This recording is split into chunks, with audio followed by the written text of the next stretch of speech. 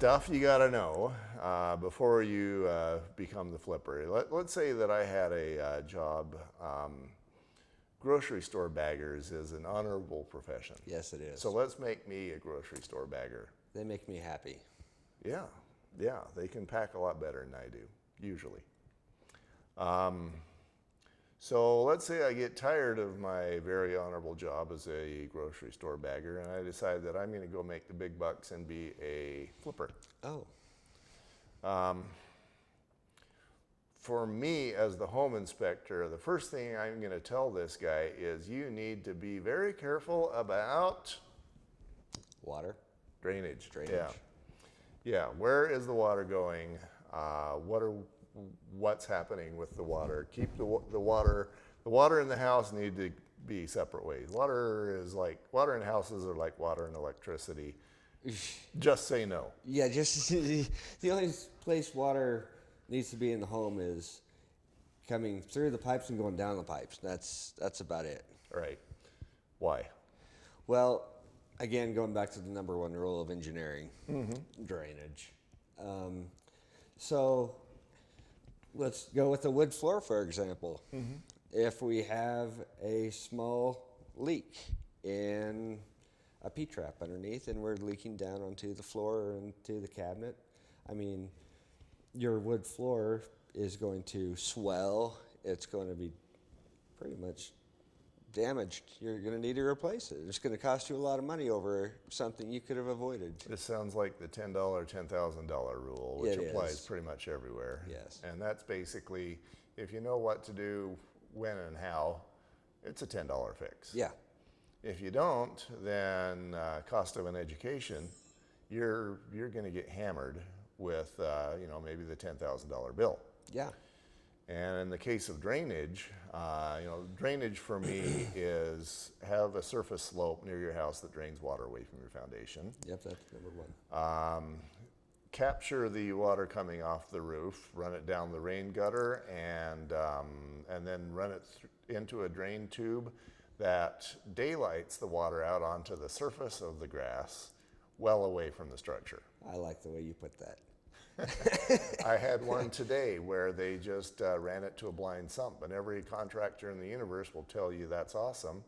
And I have my best friend had that happen, where they just ran the drain tube right into the soil, and the water, now it's under pressure, it's going, well, where am I going to go? Right. So there was a window well nearby, so it went there.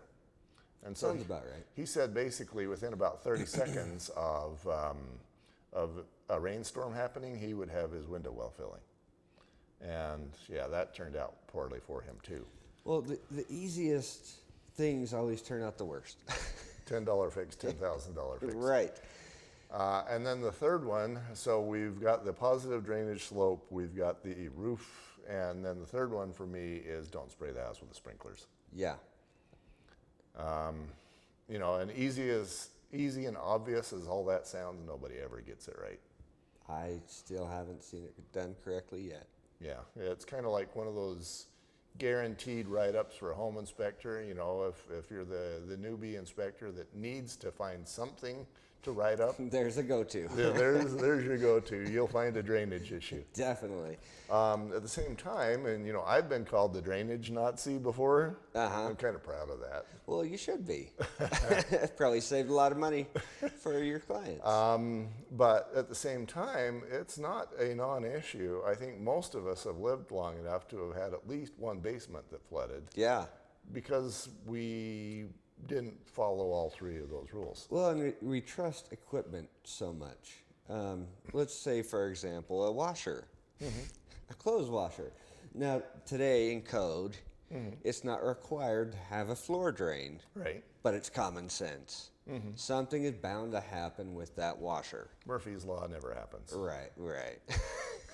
Okay. So, I tell my clients all the time, you don't have a floor drain. You're bound to have this happen. Right. And, an easy way to fix this without putting a hole in your floor is putting your washer in a tub and bringing that drain line that comes down behind your washer. Okay, you go close to the floor and put a P-trap on it. You come out and you connect that tub with that drain. Okay, and then when your washer fails, it's going to fill up that tub and then it'll go down the drain. It probably won't alleviate all the water in that tub, but at least it's not anywhere it's not supposed to be. I have a good story there too. I had a contractor that, let's say they weren't awesome. And so I did the inspection. It was a brand new home. And so the buyers were complaining about the general. The super shows up and he says, I just fired the general. Now you're dealing with me. And by the way, home inspector, me, he ordered me off his property. And I was like, great, I'm done anyway. So, you inspectors all suck. And so, the karma was just beautiful. So we'd been through the property and I'd filled up the tub and the jets didn't work. Oh, okay. And so he starts the tub and he says, well, while that's filling up, what else have you got? So they went and checked some other things. They forgot about the tub. Tub was in the master upstairs, so it flooded the master, flooded the main floor, flooded the basement. Oh. And I thought that was awesome. You inspectors suck. Because he was the man, he knew everything, and all the rest of us were subhuman.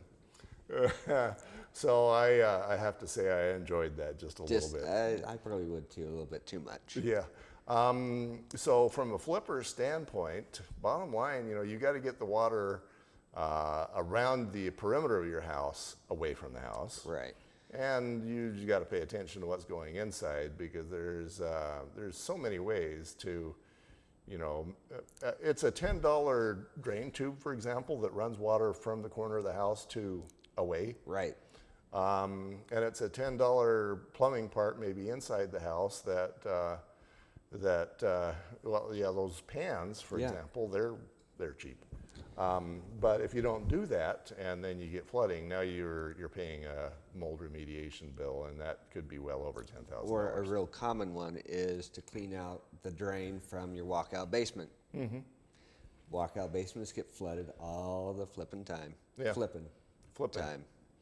Yeah, I was at my son-in-law's once in an apartment he was in, and it started to rain, and I watched that water come up about 3 inches on his sliding glass door, and you know where it went next. Oh, geez. And nobody had been paying any attention to that drain, and so it was full of leaves and dirt and debris and feathers and who knows what else. Get rid of the leaves, get rid of the soil, pull that cap up and put a stick, if it's a French drain, put a rod down and stir up that gravel. Or suck it out. Give yourself as much forgiveness as you can. And in many cases, I'll tell buyers to, eliminate the 2-inch drain and give themselves maybe a 1-foot square drain that actually has the capacity to hold a 1-inch storm. Right. So there's all kinds of ways that you can save yourself thousands of dollars. Right.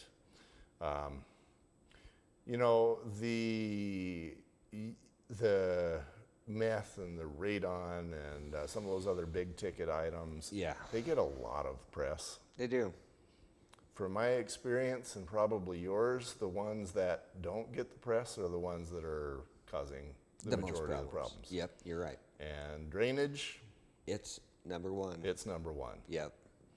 Yeah, you got to keep that water where it belongs. And not just in a little gutter over a doorway.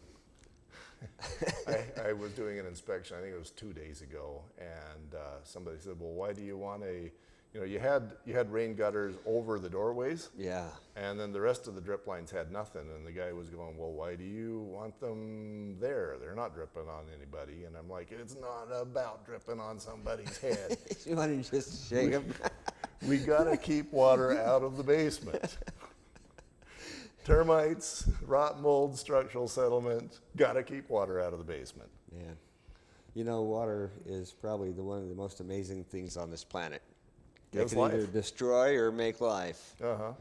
Most of the time it destroys. I think if you ask a mold spore and you you got a whole bunch of water in there, the mold spore will tell you that it made a whole bunch of life. Yes, it did.